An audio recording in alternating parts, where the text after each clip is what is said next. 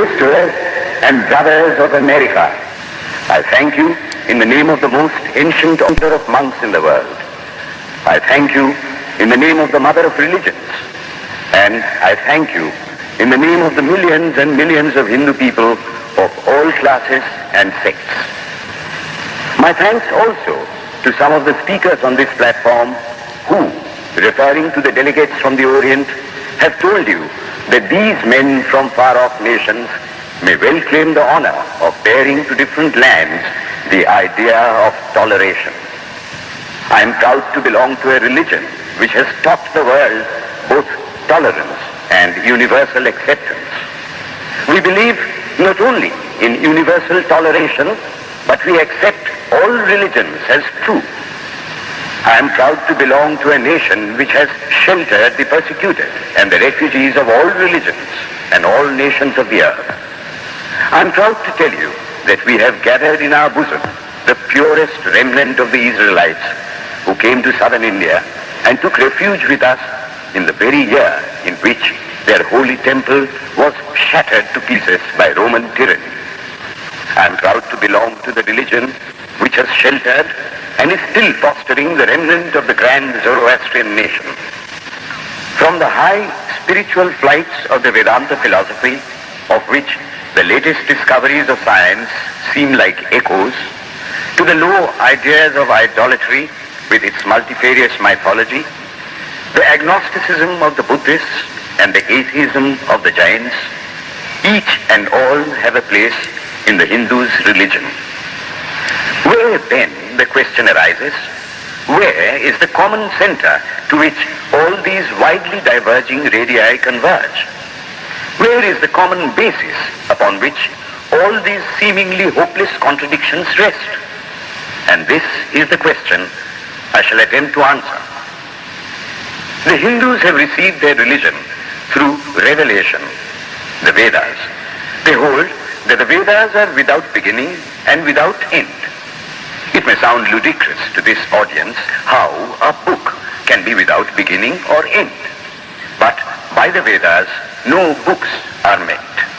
They mean the accumulated treasury of spiritual laws discovered by different persons in different times.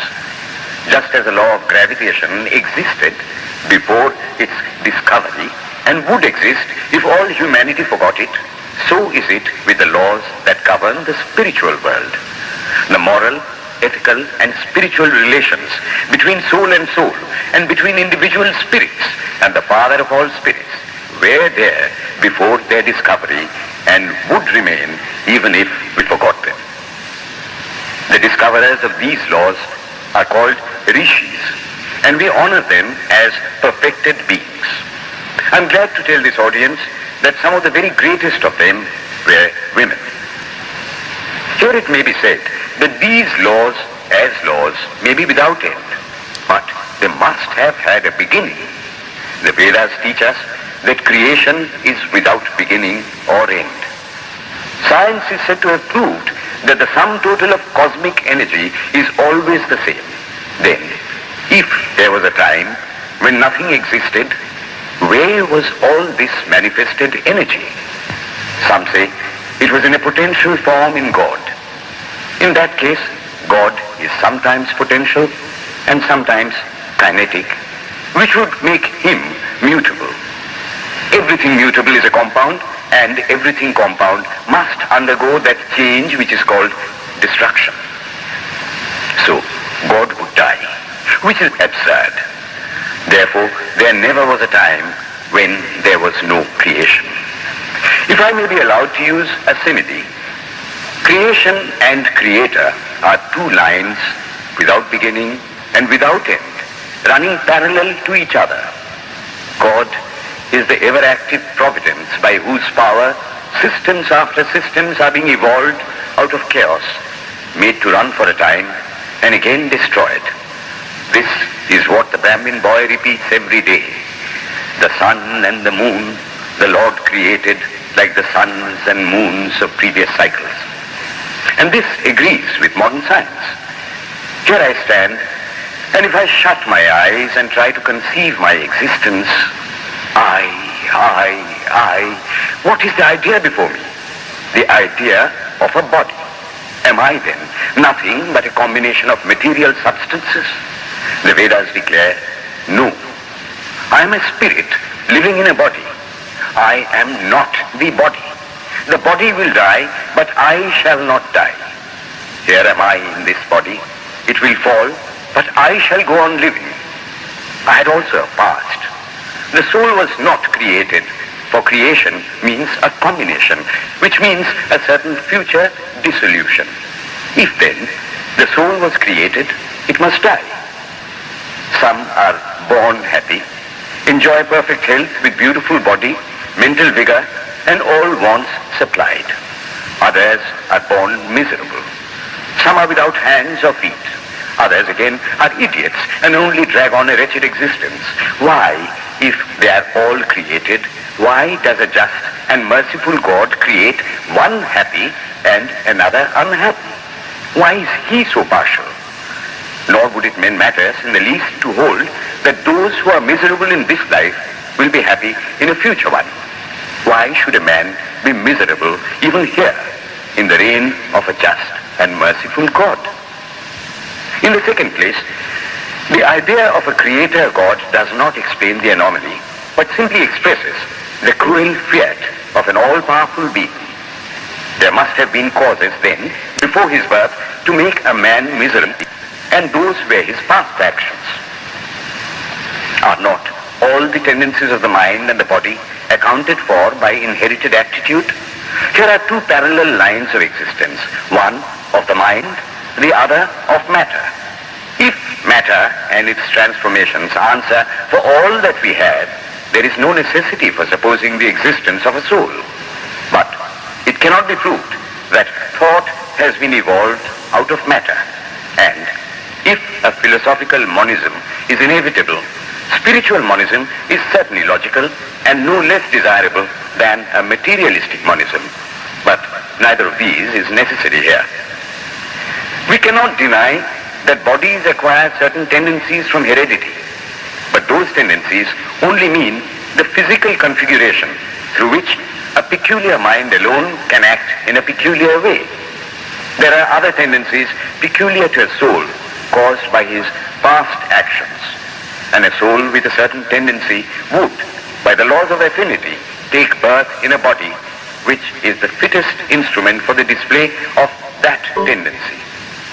This is in accord with science, for science wants to explain everything by habit, and habit is got through repetitions. So, repetitions are necessary to explain the natural habits of a newborn soul, and since they were not obtained in this present life, they must have come down from past lives. There is another suggestion. Taking all these for granted, how is it that I do not remember anything of my past life? This can be easily explained. I am now speaking in English. It is not my mother tongue. In fact, no words of my mother tongue are now present in my consciousness. But let me try to bring them up. And they rush in. That shows that consciousness is only the surface of the mental ocean, and within its depths are stored up all our experiences. Try and struggle. They would come up, and you would be conscious even of your past life. This is direct and demonstrative evidence. Verification is the perfect proof of a theory, and here is the challenge thrown to the world by the rishis. We have discovered the secret by which the very depths of the ocean of memory can be stirred up. Try it, and you would get a complete reminiscence of your past life. So then, the Hindu believes that he is a spirit. Him the sword cannot pierce, him the fire cannot burn, him the water cannot melt, him the air cannot dry. The Hindu believes that every soul is a circle whose circumference is nowhere, but whose center is located in the body, and that death means the change of the center from body to body. Nor is the soul bound by the conditions of matter. In its very essence, it is free, unbounded, holy, pure, and perfect. But somehow or other, it finds itself tied down to matter and thinks of itself as matter. Why should the free, perfect, and pure being be thus under the thraldom of matter is the next question. How How can the perfect soul be deluded into the belief that it is imperfect? We have been told that the Hindus shirk the question and say that no such question can be there. Some thinkers want to answer it by positing one or more quasi-perfect beings and use big scientific names to fill up the gap. But naming is not explaining. The question remains the same. How can the perfect become the quasi-perfect? How can the pure, the absolute, change even a microscopic particle of its nature? But the Hindu is sincere. He does not want to take shelter under sophistry. He is brave enough to face the question in a manly fashion, and his answer is, I do not know. I do not know how the perfect being, the soul, came to think of itself as imperfect, as joined to and conditioned by matter. But the fact is a fact for all that. It is a fact in everybody's consciousness that one thinks of oneself as the body. The Hindu does not attempt to explain why one thinks one is the body. The answer that it is the will of God is no explanation. This is nothing more than what the Hindu says. I do not know. Well then, the human soul is eternal and immortal, perfect and infinite, and death means only a change of center from one body to another. The present is determined by our past actions, and the future by the present. The soul will go on evolving up or reverting back from birth to birth and death to death. But here is another question. Is man a tiny boat in a tempest, raised one moment on the foamy crest of a billow and dashed down into a yawning chasm the next, rolling to and fro at the mercy of good and bad actions, a powerless, helpless wreck in an ever-raging, ever-rushing, uncompromising current of cause and effect, a little moth placed under the wheel of causation, which rolls on, crushing everything in its way, and waits not for the widow's tears or the orphan's cry? The heart sinks at the idea. Yet, this is the law of nature. Is there no hope? Is there no escape? Was the cry that went up from the bottom of the heart of despair. It reached the throne of mercy, and words of hope and consolation came down and inspired a Vedic sage, and he stood up before the world and in trumpet voice proclaimed the glad tidings. Hear ye, children of immortal bliss, even ye that reside in higher spheres. I have found the ancient one who is beyond all darkness, all delusion. Knowing him alone, you shall be saved from death over again. Children of immortal bliss. What a sweet, what a hopeful name. Allow me to call you, brethren, by that sweet name, heirs of immortal bliss. Yea, the Hindu refuses to call you sinners. We are the children of God, the sharers of immortal bliss, holy and perfect beings. Ye divinities on earth, sinners, it is a sin to call a man so. It is standing libel on human nature.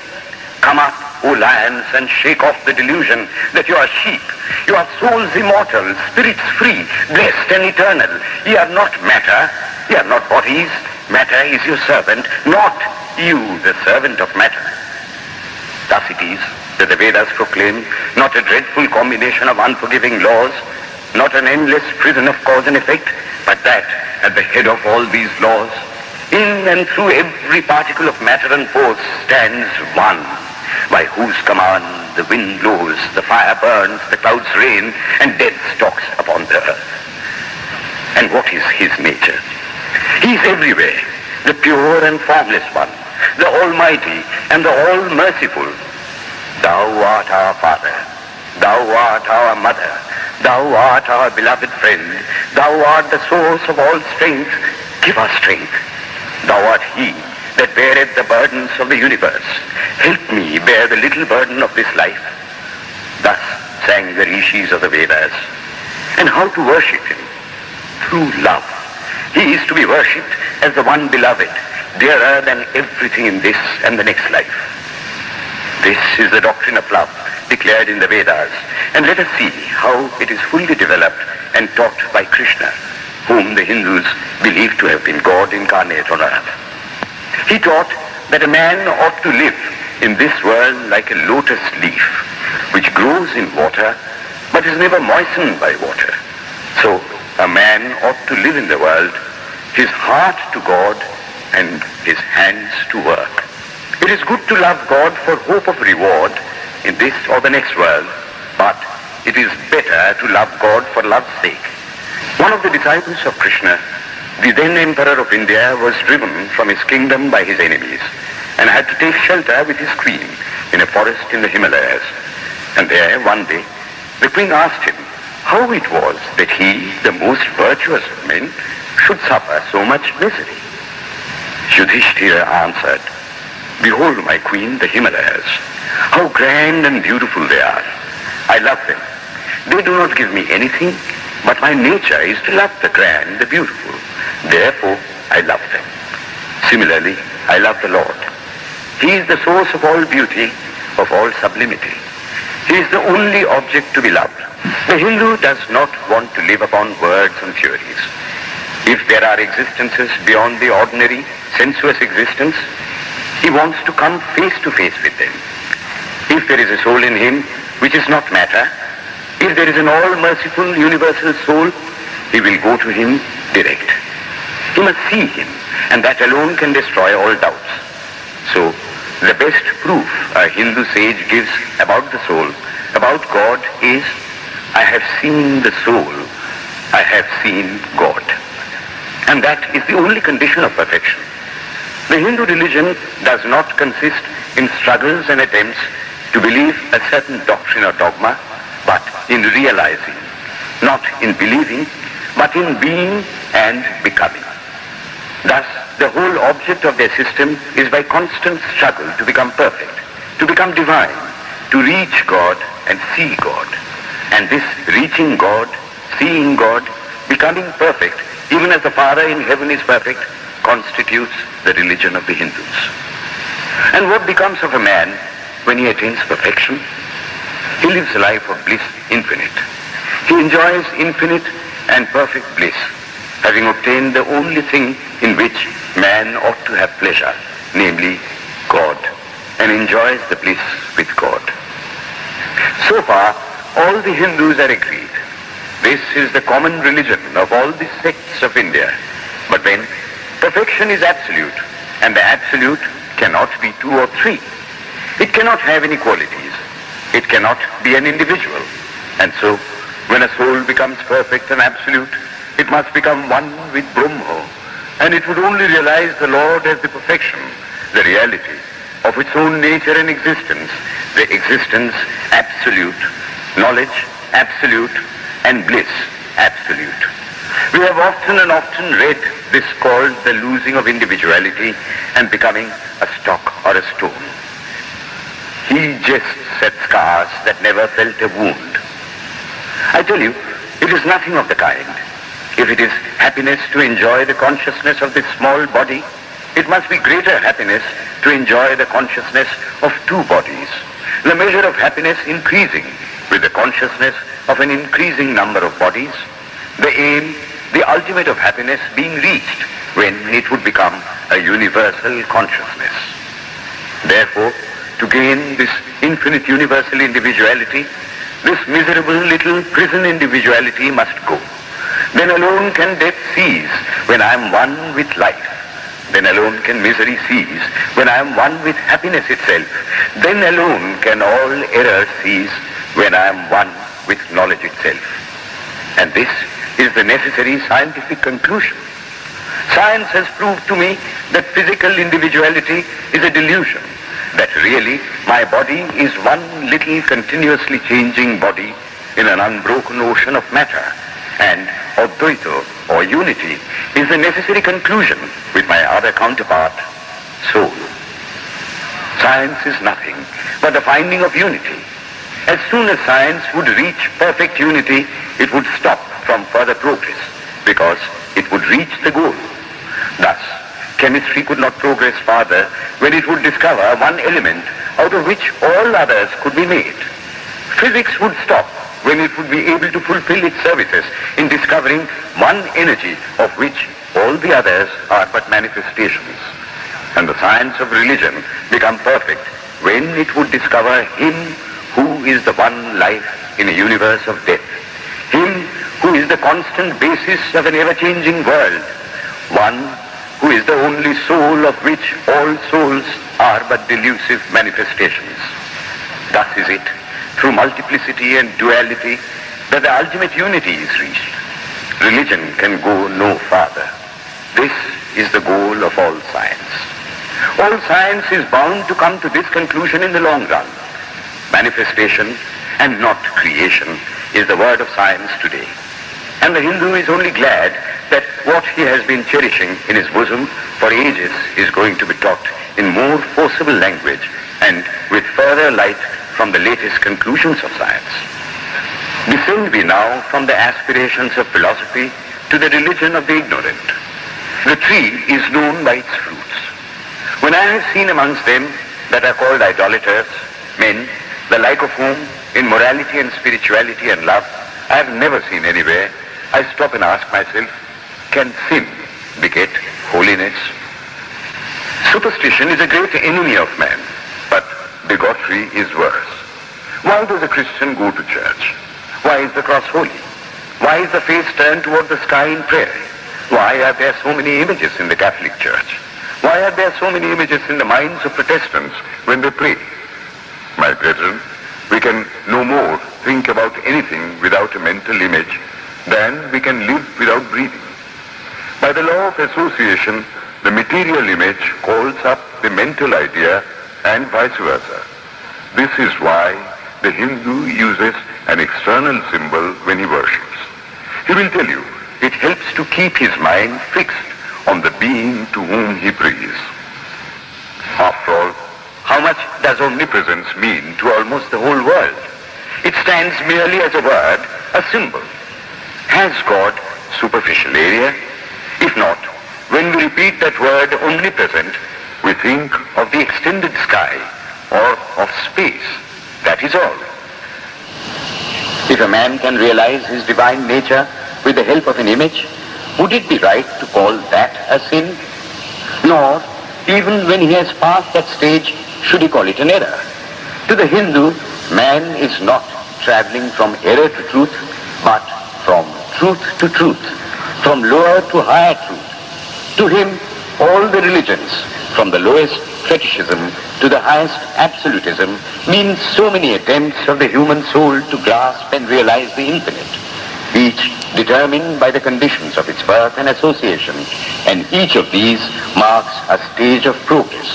And every soul is a young eagle soaring higher and higher, gathering more and more strength till it reaches the glorious sun. Every other religion lays down certain fixed dogmas and tries to force society to adopt them. It places before society only one coat which must fit Jack and John and Henry all alike. If it does not fit John or Henry, he must go without a coat to cover his body. The Hindus have discovered that the absolute can only be realized or thought of or stated through the relative. And the images, crosses and crescents are simply so many symbols, so many pegs to hang spiritual ideas on. It is not that this help is necessary for everyone, but those that do not need it have no right to say that it is wrong, nor is it compulsory in Hinduism. One thing I must tell you, idolatry in India does not mean anything horrible. It is not the mother of harlots. On the other hand, it is the attempt of undeveloped minds to grasp high spiritual truths. The Hindus have their faults, they sometimes have their exceptions, but mark this, they are always for punishing their own bodies and never for cutting the throats of their neighbors. If the Hindu fanatic burns himself on the fire, he never lights the fire of Inquisition. And even this cannot be laid at the door of his religion any more than the burning of witches can be laid at the door of Christianity. To the Hindu then, the whole world of religions is only a traveling, a coming up of different men and women through various conditions and circumstances to the same goal. Every religion is only evolving a God out of the material man, and the same God is the inspirer of all of them. Why then are there so many contradictions? They are only apparent, says the Hindu.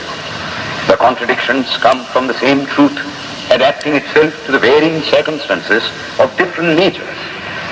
It is the same light coming through glasses of different colors. And these little variations are necessary for purposes of adaptation. But in the heart of everything, the same truth reigns. The Lord has declared to the Hindu in his incarnation as Krishna, I am in every religion as a thread through a string of pearls. Wherever thou seest extraordinary holiness and extraordinary power raising and purifying humanity, know thou that I am there. And what has been the result? I challenge the world to find throughout the whole system of Sanskrit philosophy any such expression as that the Hindu alone will be saved and not others. Says Vyasa, we find perfect men even beyond the pale of our caste and creed. One thing more, how then can the Hindu, whose whole fabric of thought centers in God, believe in Buddhism, which is agnostic, or in Jainism, which is atheistic? The Buddhists or the Jains do not depend upon God, but the whole force of their religion is directed to the great central truth in every religion, to evolve a God out of man. They have not seen the Father, but they have seen the Son. And he that hath seen the Son hath seen the Father also. This, brethren, is a short sketch of the religious ideas of the Hindus.